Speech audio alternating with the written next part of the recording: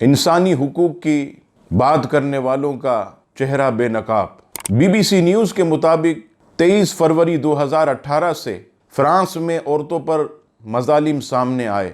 عورتوں پر ظلم پہلے بھی وہاں ہوتا رہا، مگر اخبارات اور حکومتی سطح پر 2018 فروری کو یہ بات سامنے آئی کہ 8 عورتوں کی عزت کو لوٹا گیا۔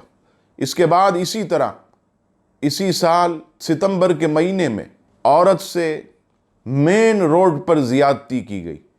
اسی طرح مسلسل عورتوں کے ساتھ بدسلوکی کی جا رہی ہے، اور BBC کے مطابق 2019 سے اب تک 150 سے زائد عورتوں کو ان کے ساتھ رہنے والے مرد، چاہے وہ شوہر ہوں یا ان کے پارٹنر ہوں، انہوں نے قتل کیا۔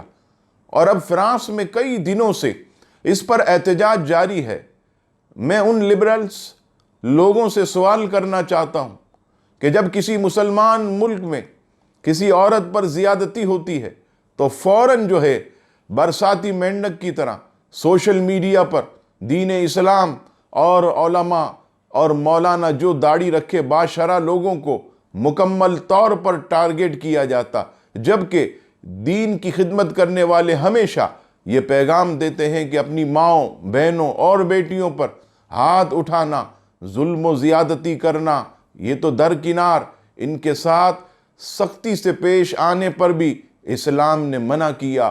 نبی پاک علیہ السلام نے اپنے آخری خطبے میں بھی عورتوں کے حقوق بیان کیے، بیویوں کے حقوق بیان کیے، مگر یہ لبرل لوگ اب بالکل خاموش ہیں، کیونکہ یہ صرف مسلمانوں ہی کو ٹارگٹ کرتے ہیں۔ غیر مسلم جو چاہے کرے، جو چاہے زیادتیاں کرے، ان کے خلاف نہیں بولتے۔ میں آپ حضرات کی خدمت میں یہ بات عرض کرتا ہوں کہ جو لوگ سوشل میڈیا پر ان لبرل لوگوں کی گفتگو سنتے ہیں، اب وہ ان سے پرہیز کریں، یہ گمراہ ہیں، دوسروں کو بھی گمراہ کرتے۔ ان کا مقصد صرف اور صرف مسلمانوں اور اسلام کو بدنام کرنا ہے۔ جو اللہ تبارک و تعالیٰ کو اپنا رب مانتے ہیں، قرآن مجید کو اللہ کی سچی کتاب اور نبی پاک علیہ السلام کو آخری نبی اور نبی برحق مانتے ہیں، ان کو مسلمانوں کو راستے سے ہٹا کر یہ بد مذہب بنانا چاہتے ہیں۔ ایسے لوگوں سے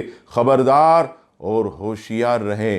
کسی نے کیا خوب بات کہی کہ سونا جنگل رات اندھیری، شاہی بدلی کالی ہے، سونے والوں جاگتے رہیو، چوروں کی رکھوالی ہے۔ آنکھ سے کاجل صاف چرا لیں یا وہ چور بلا کے ہیں، تیری گٹری تاکی ہے اور تو نے نیند نکالی ہے۔